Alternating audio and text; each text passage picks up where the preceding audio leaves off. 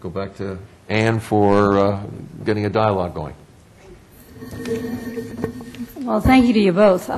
Before we open it up, I just want to go over, I think, some of the common strains that we've heard in the course of the conversation.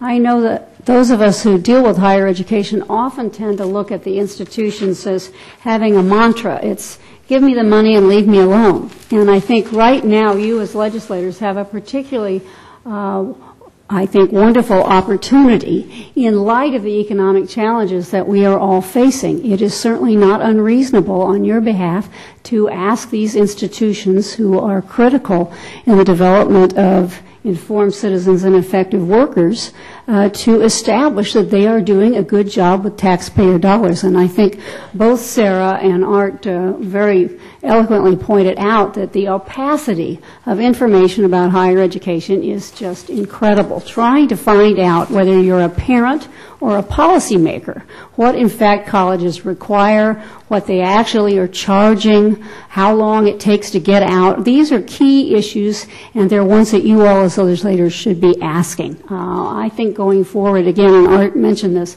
having hearings and demanding that institutions provide you just basic data about whether or not they are succeeding with the students they have is essential. And I know there is a model accountability bill that you all have passed in the past that is designed to provide key data on such measures as graduation rates, general education, remediation, the amount of time full professors actually deal with undergraduates, these kinds of baseline pieces of information that will help you assess quality and determine whether or not your universities are preparing students for success after graduation.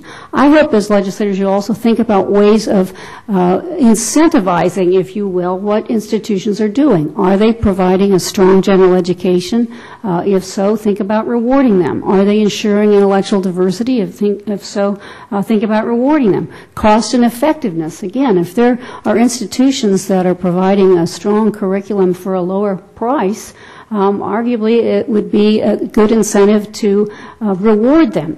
When the American Council of Trustees and Alumni did whatwilltheylearn.com, our study on general education, what we learned is often paying more doesn't get you more. And we found that 72% of the public universities were requiring at least 3 courses in general education and had a median in-state tuition of a mere $6,000 compared to some of these so-called elites, which were charging immense sums. So you all have an opportunity to reward performance and to single out those entities that are doing a good job. Now, I'm sure you all are going to have questions, obviously the K-12 alignment, ed schools, which that raises. I mean, these are all areas where you can be actively engaged. With that, I know it's not a shy crowd. Why don't we just open it up for questions? And a microphone in the back. If you'll identify yourselves and... Gene Ward, House of Representatives, Honolulu, Hawaii. We are most known for dumbing down our kids in that we have 17 days of furloughs during, well, the budget cuts were so severe, the unions and the executive took 17 days off of the work, the student schedule. The question is there a standard 180 days in the U.S. that all states have? We're now at 163. And secondly, is there a standard curriculum? Because you said, you know, geometry is the same as in the UK or Hong Kong.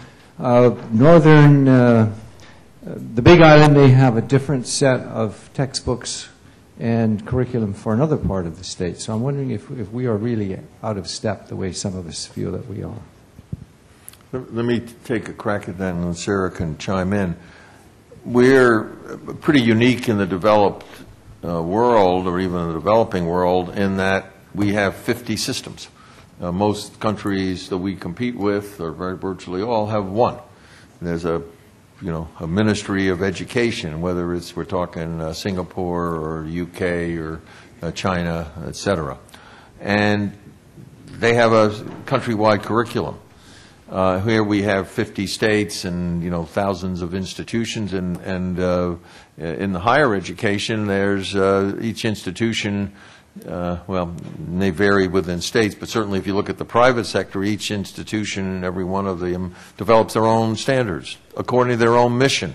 It may be a religious institution, it may be a research university. So we have one of the great geniuses of our system, it's the diversity, and one of the great problems of our system, it's its diversity.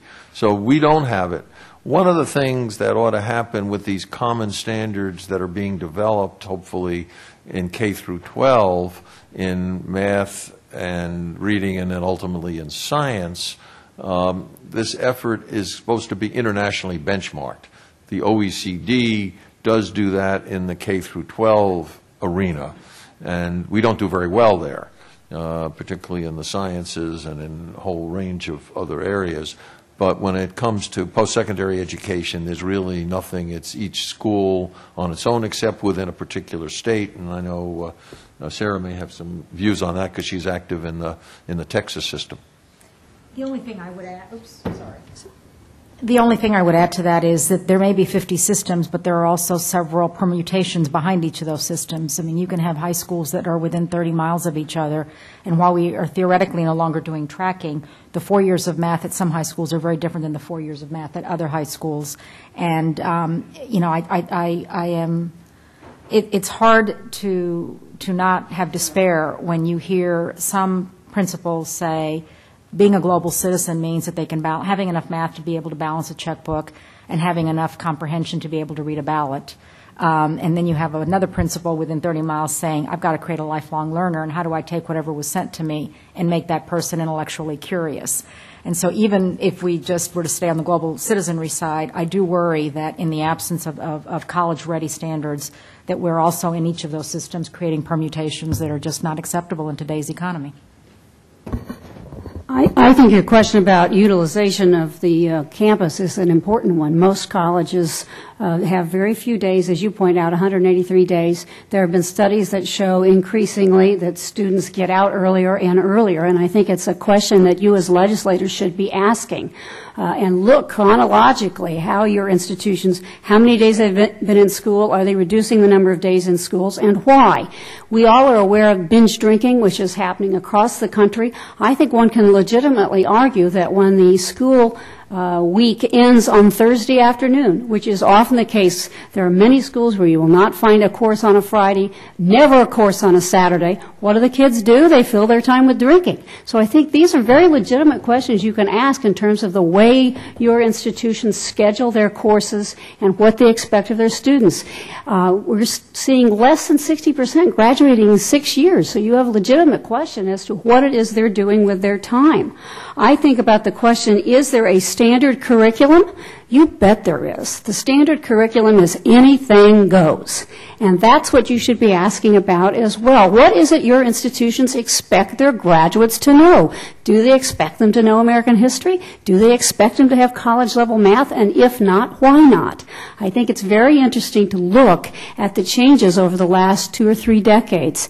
It used to be college students would go to college and they could be ensured exposure to a small number of courses, generally general in scope. And now that has been supplanted with what are known as distribution courses, often hundreds of courses from which students can pick and choose.